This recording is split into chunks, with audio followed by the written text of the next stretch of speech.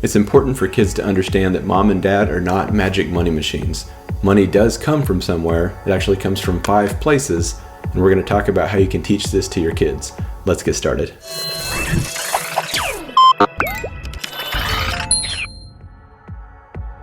Money doesn't grow on trees is a common saying that we've all heard, and it dates back to the 1800s actually. Money doesn't grow on trees. Like, what do you say? What is this? We all understand it to mean that you don't just get money for nothing. Money doesn't just come to you if you don't do anything. The issue comes in whenever we tell our kids that, but we don't explain where it actually does come from. So any possible way you can receive money, it narrows down to these 5 places. If we haven't met yet, my name is Kalen. I'm the founder of Freedom Sprout, where we talk about raising intentional children and living intentional lives. If that interests you, please hit the subscribe button below. Now, these 5 places that money comes from. Number 1, money comes from work. I want you ready to go at 8 sharp each and every morning.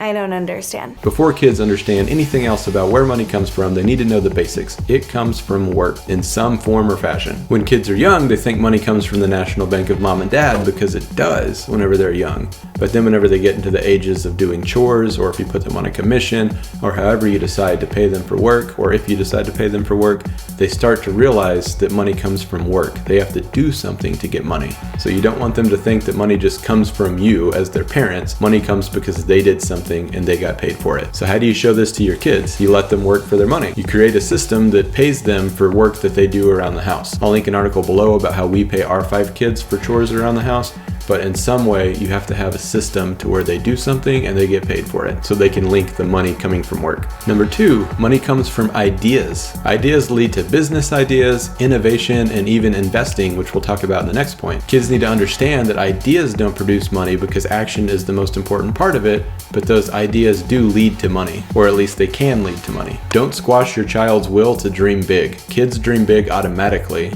and if they get shut down a lot, and if their ideas seem far-fetched, they're going to stop dreaming big eventually. So embrace that and teach them that money can come from ideas. So how do you show this to your kids? First off, let them dream, let them think, let them have these ideas.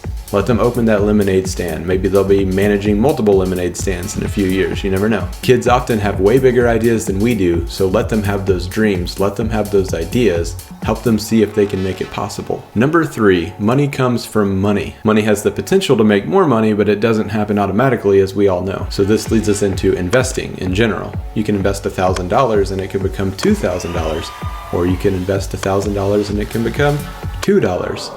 It's all in how you do it, but it's important for them to understand that money can create more money. So this is where the risk versus reward conversation comes in. This is where the conversation about taking more risks when you're younger and you can afford to comes in. All those intentional conversations, but letting them know that money can come from money. And when they have a little bit of money, they can invest that money and have more money. And going back to number 2, when people have money, that often sparks new ideas and new businesses. Some are successful and some aren't, but they all started with money. So how do you show this to your kids? Simply introduce your kids to the concept of investing. Start with something really conservative to where they're not going to lose any money, but they can see how the process works. They started with this amount, and even if it's only pennies, now they have this amount and they earn more without having to do anything but let their money sit.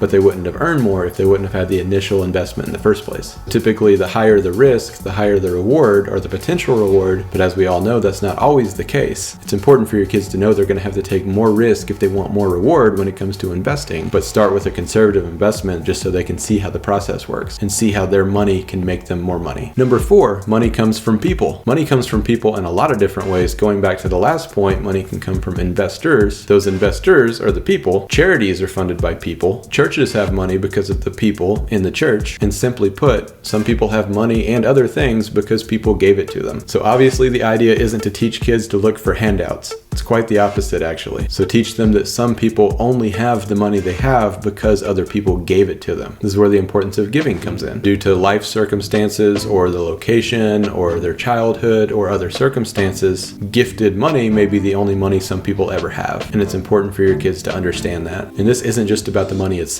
It's important for your kids to understand the link between them giving $5 or $10 if they decide to give, and someone having a refrigerator put in their efficiency apartment because of it. They need to understand that link between their gift and someone else having money even if that money is in the form of a refrigerator. It still costs money. And so how do you show this to your kids? Take your kids to church or to a charitable organization and let them give their money. And then you show them what the church or the charity does with the money and let them see the link between the two. And show them how a bunch of small donations creates a really big impact. And number 5, money comes from luck. So this isn't the best way to get money, but we all have to admit that money can come from luck. Just think about gambling or the lottery or even finding a dollar on the ground. Though sometimes finding a dollar on the ground could appear to be luck, and it could actually be God helping you out or showing you a plan, or planting $100 on the ground if that's what you needed. But anyways, the point is kids understanding the money can come from luck, but it's not a good place to look for money. And your kids need to understand it so whenever they see it, they'll know what's going on. And it's not just about gambling or the lottery. It could come from just being in the right place at the right time, or an unexpected inheritance,